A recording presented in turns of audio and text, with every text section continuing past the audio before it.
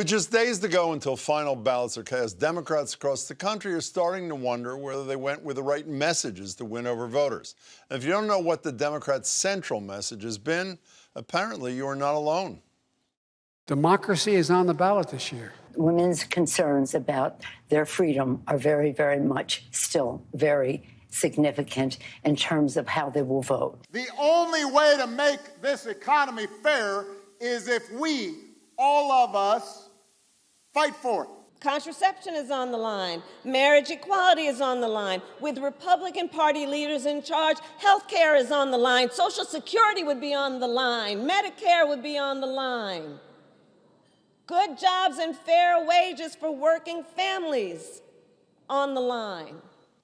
A lot of election-defining issues to keep track of, and not a whole lot of talk about what Democrats actually accomplished over the last few years, like the American Rescue Plan, which resulted in stimulus checks, more unemployment payments, local aid, and expanded the child tax credit, all over unanimous rejection from Republicans. The Inflation Reduction Act, which put money toward renewable energy production, fighting climate change, lowering prescription drug costs. Again, not a single Republican supporter. Then there were bipartisan victories with increased investment in water, energy, and broadband infrastructure, strengthening of gun control. But do voters even know what Democrats have delivered? I'm joined by Steve Kerrigan, who was the 2014 Democratic nominee for Lieutenant Governor, CEO of the Democratic National Convention not too long ago, and currently serves as the president and CEO of the Edward M. Kennedy Community Health Center. Steve, it's great to see you.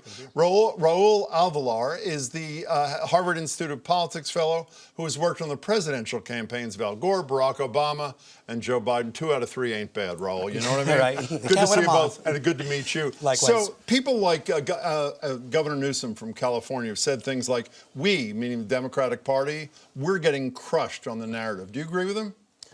There, to an extent, yes. But, you know, we're doing a good job in making sure that when our candidates are running, they're running in their local races, whether it's, you know, their local congressional race, whether it's a local Senate race. And I also think that it's important for the down ballot races too, like Secretary of States and legislative races. I think those will also help. And so I think the message is talk to your voters, talk to your folks, and make sure you tell them what you're doing and what you're going to do for them. Well, and, you know, to add to the Newsom narrative there, Steve, a lot of people are saying Carville is right 30 years later. It is the economy stupid, and there's not enough focus on it. Bernie Sanders is one of these people, by the way. Yeah. Not enough focus on it by Democrats running for high offices. So I don't know where that comes from, because you just saw the vice president, you saw President Obama, so many surrogates are out there talking about the economy, the impact. By the way, while they're talking about abortion and contraception, by the way, abortion and the fall and of contraception democracy. are economic issues, because if a woman is forced to have a family when she doesn't want to or can't afford to, that's an economic issue. 100%. It's also a small business issue. I mean, all of these things. So you have no problem with the messaging? Well, what's surprising to me is that this story is coming now and not maybe 3 days ago. This story gets written every time we come up to an election. It was in that right-wing rag, the New York Times front page, by the way. We're our own worst enemies, Jim. We're our own worst enemies. Yeah. But everybody wants to wring hands and talk about what we can't, what we aren't doing, when they should be using those hands to knock on doors. You know, if the most important issue to me is democracy. Unfortunately, most voters don't agree. If Abe Lincoln was an election denier, I would not support him. But in light of the fact that it's not resonating with most of America, when I read this morning that Joe Biden was going to dedicate a night 6 days before the final election day to an issue, again, that is central to me, but not a lot of voters, what does that say? What's that about? You know, I think that there's actually an undercurrent, and I think that that is on the ballot. I 100% think so. I think we're seeing that because we have people voting in huge numbers already at early voting, right? And you think that's a reflection on that issue? It's a number of issues, okay, right? But I mean, but the point that I'm making here is that those are already in the bank, right? So I think these last few days, and as you know, we all know here, 6 days is a long time in politics, right?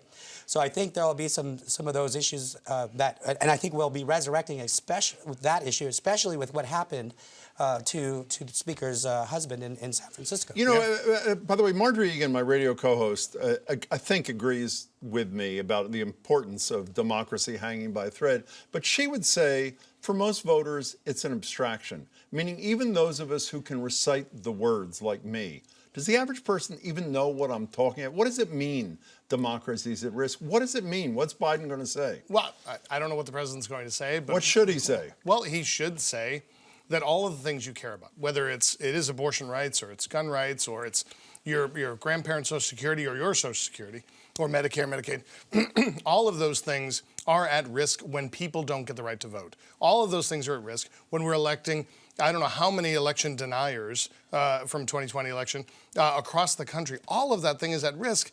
And your basic right to vote as an American is what you have to exercise to protect those things. So I hope that's what he's saying. I'm sure he's saying something similar to that. Okay, there's a guy you both worked for who gave a speech at a rally in Wisconsin earlier this week. Here he is. If there was an asteroid headed towards Earth, it's going to land in like 2 weeks. If you went in the Republican caucus and you said, what do you want to do? Well, we need a tax break for the wealthy. That's going to help.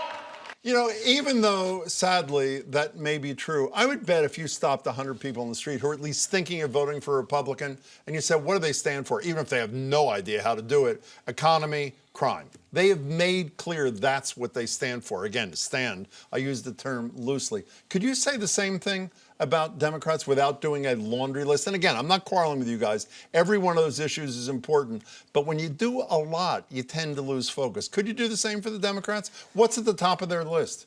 Well, I think at the top of the list is I think we do need to talk about the economy and all of the good stuff that we have done. You mentioned a few at the top of the segment, right?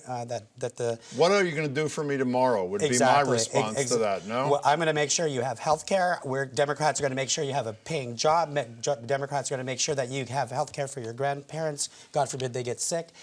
You know, we are that party. We have to take back that message back from the Republicans. Right. I think they've been trying to take that from us as Democrats. So we have to do that, and it's up to the candidates to do that as well, and make sure that they're letting the voters know. You know, Obama's one of the greatest campaigners I've ever seen in my life. I mean, reaffirmed this week. The other thing he said, he urged Democrats, don't be a, quote, buzzkill, he said, making people walk on eggshells when it comes to issues like race and gender. You're nodding in agreement. What did he mean? I think people need to be more bold and proud. Like, it took us decades after Roe v. Wade for anybody to say the word abortion at a Democratic National Convention. We wanted that right. We fought hard for that right, but no one wanted to say it. Now everyone talks about it. We have to be more bold. And I will say, there's the old adage, you ask a 1,000 Republicans what they stand for, they give you one answer. You ask 1,000 Democrats, they give you 10,000 answers. Yeah, right. And that's fine, because a race... Well, it's not fine. Well, it is, really? because a race that Maggie Hassan's running is much different than a race that Maura Healey's running. A race that Mike Franken's running out in Iowa is much different than a race that's being run down in Texas. I mean, 100%. Democrats need to be able to respond to the issues in their district and connect with the voters on the issues that they care about and what they're going to be voting. So does what you're both saying suggest, starting with you, Steve, that you don't buy the notion that this is an election trending towards Republicans, not just in the House, but likely in the Senate too? You don't buy that? No, look, it's been 40 years or so where in the first midterms of a president, they lose seats. We just have fewer to lose, so it's a tighter margin. So 5 in the House, yeah, and none in the Senate. And so yes, in some cycles, losing 20 seats might not flip the majority, but it's going to in this race. So I don't buy that our message is the reason why. History might be one of the reasons why, but I'll tell you, we have some of the best candidates that we've ever had, and we're fighting for the causes that I think the majority of Americans, 8 in 10, believe in legal access to abortion. The majority of Americans believe in the Democrats' economic policies. They see the benefits. Joe Biden's been the most successful president from a legislative perspective in our memory. People see that. If we can connect with them on the doors, which is what we should be doing with our hands and not ringing them, we're going to win the election. What do you see well, people are voting already. I was going to say election day is no longer election. Right. The final day of elections next Tuesday. In terms of who's going to win? Well, I mean, do you reject the narrative that, by the way, is coming from nonpartisan people in the news, that this is an election trending towards the Republicans? Yeah.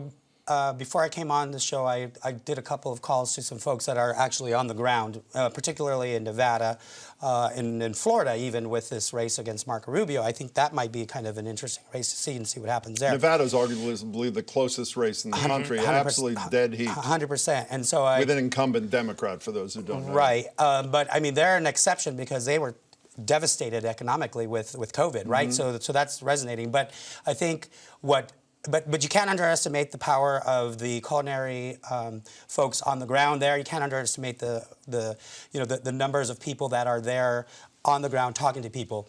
I was involved yesterday with a text bank where we were texting folks from the Harvard Democrats. And so we were getting a response. And one of the students told me, which was, I think, kind of interesting to me, and why I go back to what happened to Pelosi's husband has people worried, is that literally when they were on the door, they knocked on the door, and one of the voters said to them, and this is a young student, said, "Don't go over there because they may not like you being at their house talking about Joe Biden." So I think if people start realizing that and start seeing that, and it sets something off. Because you shouldn't have to be afraid of going to your neighbor's house. So I think those are some of the things that are the undercurrent that are going to help push some of these candidates over the edge or get them to where they need to be. Call you both on Wednesday, Raul. It's good to meet you. Thank Thanks you. so Good much to for your meet you, time, sir. Steve. Great to see you as see you. always. Be well. Steve Kerrigan, Raul, Alvillar.